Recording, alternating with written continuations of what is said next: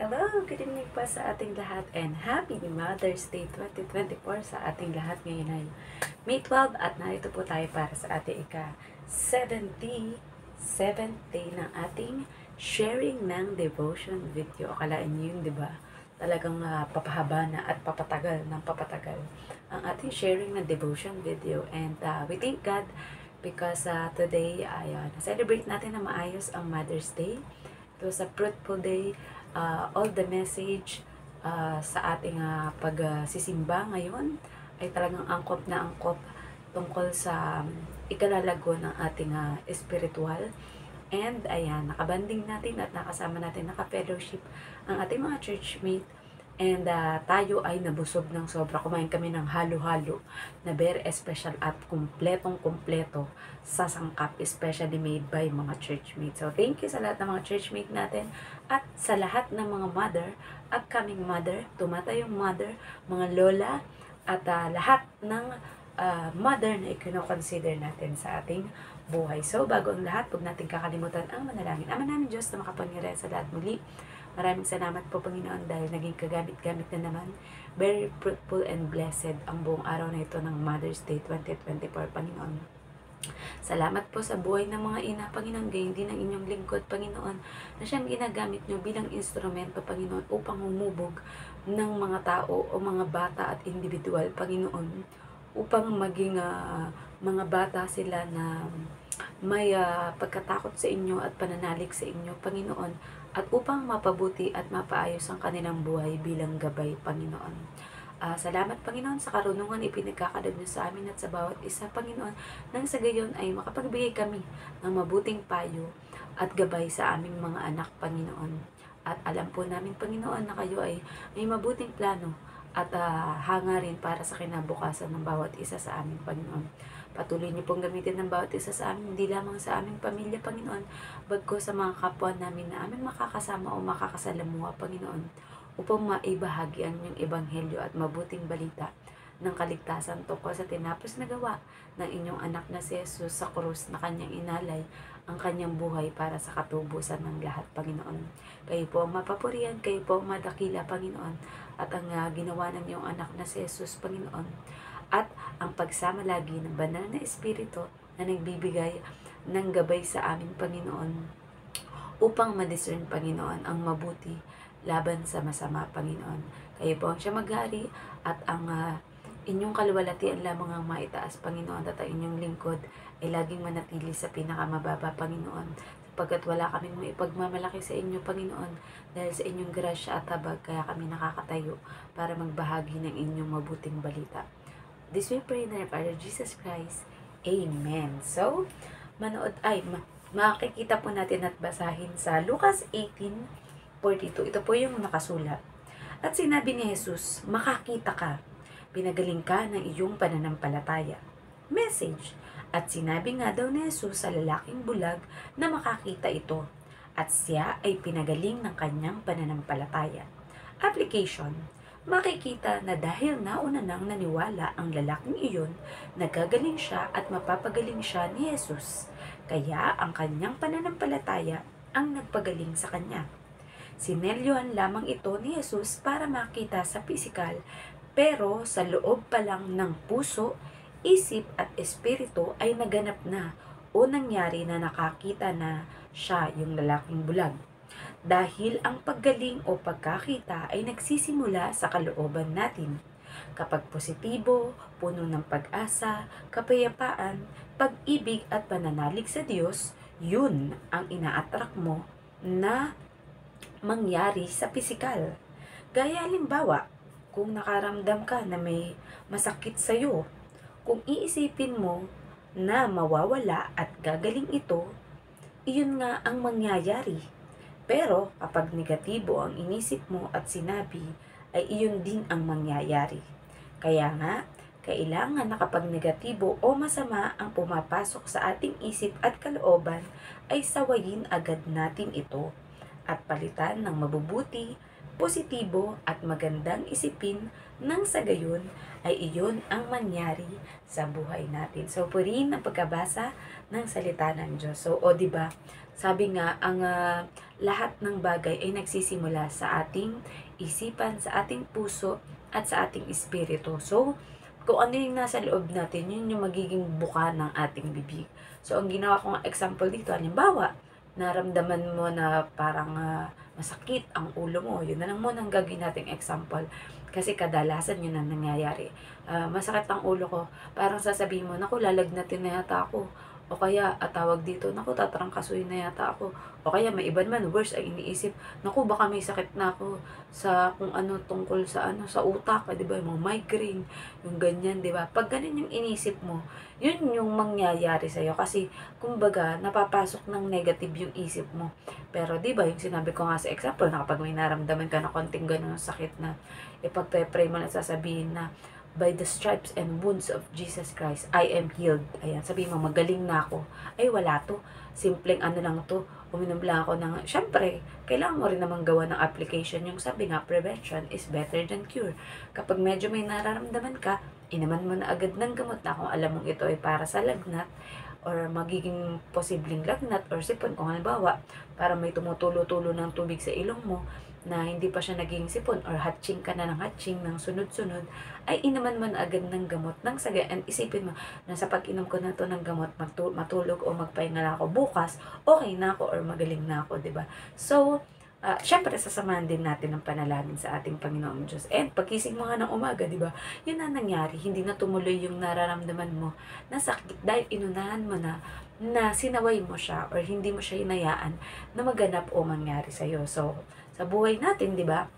Kapag may mga naisip tayo, syempre may mga plano tayo na gusto natin, matupad natin yung mga pangarap natin sa buhay na magkabahay, makaipon na maraming pera para sa pangnegosyo, maging successful ang negosyo, matapos ng pag-aaral ang mga anak, or makatapos ka ng pag-aaral, makahanap ka ng maganda o mabuting trabaho, at mapaunlad mo ang iyong buhay at ang magiging buhay ng iyong pamilya. Kapag yun, yung inisip mo at kasama din sa lagi mong ipinapanalangin sa Diyos at gumagawa ka ng aksyon para yun ay maganap. Like nagtatrabaho ka, nag-aaral ka mabuti, pinapangalagaan mong yung kalusugan na di ka kumakain ng mga bawal sa'yo or makakapagdulot para ikaw ay magkaroon ng sakit. O kaya ay lagi kang nag-exercise at lagi kang natutulog ng tama sa oras, di ba? At hindi ka nagbibisyo or kahit anong makakasira sa iyong pangangatawan. Ay, yun yung sinasabi na nire-respeto mo ang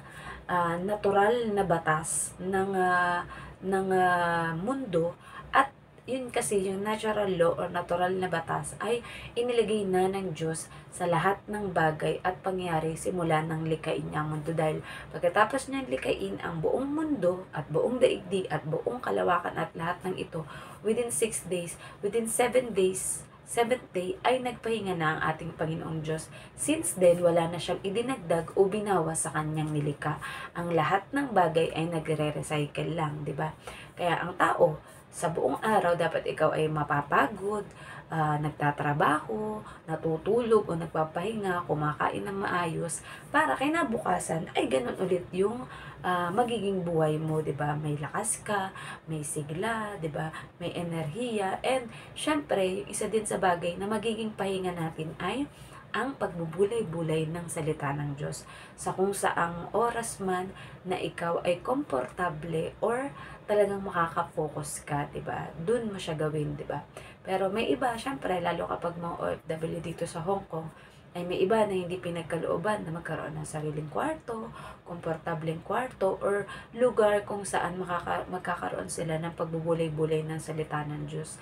Pero kung sakali man na wala kayong ganong privilege or mabuting resulta or mabuting kinalagyan, ay makinig na lamang kayo ng mga preaching or mga videos like this na mag-sharing about mga devotion or mga word of God. And kahit naman pa simple, lagi naman nating daladala o ginagamit ang ating cellphone. Halos lahat ng tao ngayon, masasabi mo na tao yun kapag may hawak na cellphone, di ba? Dahil kahit ultimong bata ay nanonood agad ng mga palabas or nakikinig ng mga songs sa cellphone, di ba? Dahil ang cellphone, pwede mong lagyan niya ng Bible na electronic, di ba?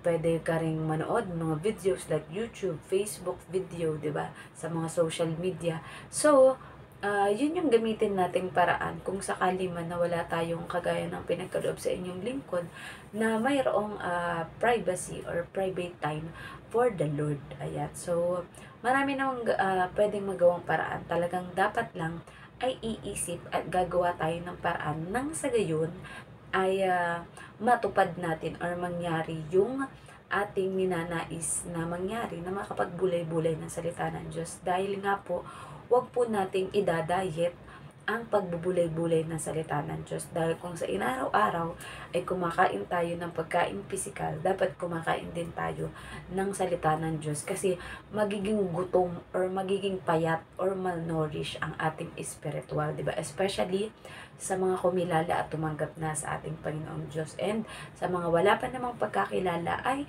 ito na marahil ang paraan nang sa gayon ay maabot kayo ng ating Panginoong Diyos, ng ating Panginoong Yesus, ng Ebanghelyo sa pamamagitan ng pakikinig at pagbasa ng kung merong mga nag-share ng kanilang mga devotion or natututunan tungkol sa salita ng Diyos. Pero, ayan, importante pa rin po na magkaroon din tayo ng sarili nating pag-aaral o pagbubulay-bulay dahil bawat tao naman ay merong iba't ibang pangungusap ang ating Panginoong Diyos tungkol sa isang specific topic or isang specific na mababasa natin, di ba? Na kung saan, kung halimbawa, naguguluhan man tayo o hindi natin masyado maintindihan, yun yung moment or time para pwede tayo mag-research. Ayan, ang Google naman is very available kung sakali may mga tanong ka, kung ano yung mga Bible verses na yun or ano yung ibig sabihin ng Bible verses na yun, pwedeng magbigay sa iyo ng mga information. Pero, iba pa rin na kapag napagbulayan mo at yun yung naging pangungusap sa'yo ng ating Panginoong Diyos para sa pagkaintindi doon sa salitang yun. Kung hindi man, kung meron kayong mapagtatanungan ng mga leaders sa church, or mga pastor, minister, di ba? Ayan, kung kayo ay may naguguluhan o may mga katanungan, ay pwede nyo silang tanungin nang sa gayon ay makatulong sila upang kahit papaano ay masagot para maintindihan ninyo yung mga bagay or mga salita na hindi nyo masyadong maintindihan. So, nawa po ay may natutunan tayo and ang lagi nating advice sa bawat isa, stay positive, think positive, and always trust the will of God because God always have a good plan for all of us. So, diyan na po tayo magtatapos at kailangan namin po magpahinga dahil may pasok po bukas ang aking alaga. So, let us all end up into prayer. Ama naming Diyos na makapangyarihan sa lahat muli. Maraming salamat po, Panginoon, sa inyong mga salita na aming napagbulay-bulayan, Panginoon, na kung saan pag idineklara at sinabi namin, Panginoon, na ang mga bagay na hinihiling namin, Panginoon, ay natupad na o nangyari na, Panginoon, ay seselyuhan nyo ito, Panginoon, nang sa gayon, ito ay makita, masaksihan ng aming mga mata at ng mata ng iba, Panginoon, na nangyayari na nga sa aming, Panginoon. Kaya anumang dalangin namin, Panginoon, whether it's physically, financially, health, Panginoon, emotionally, and spiritually, Panginoon, at sa pakikipagkapwa at pakikipagsama namin sa aming kapwa, Panginoon, ay alam namin ipinagkaloob na ninyo sa aming, Panginoon. Doon pa lamang, Panginoon, ay nagpapasalamat na kami, Panginoon, at pinupuri namin ang inyong dakilang pangalan sapagkat walang ibang makapagbibigay sa amin, Panginoon, na mga bagay na ito kung hindi sa inyo na aming Abba Father, Panginoon. Ang Ama na mahal kami, Panginoon, at hindi tinitingnan ng aming nakaraan, whether it's masama, Panginoon, or kung anumang mga pagkakamali namin, Panginoon. Pagkus ay tinatanggap ninyo kami dahil nakikita ninyo sa amin ang inyong anak na si Jesus at ang kanyang mga iniwang halimbawa. At sa aming buong buhay na ipinagkaloob nyo, Panginoon, lakas at espiritu, Panginoon, ay papupurihan ka namin at gagamitin namin ang aming buhay, Panginoon, upang maging kagamit-gamit sa pagpapalaganap ng inyong mga salita at ng mabuting balita dito sa mundo, Panginoon. Muli, sa inyo po ang lahat na papuri at pasasalamat sa tanging pangalan ng bugtong na anak na si Jesus. Amen. Good night pa sa ating lahat and God bless. Bye!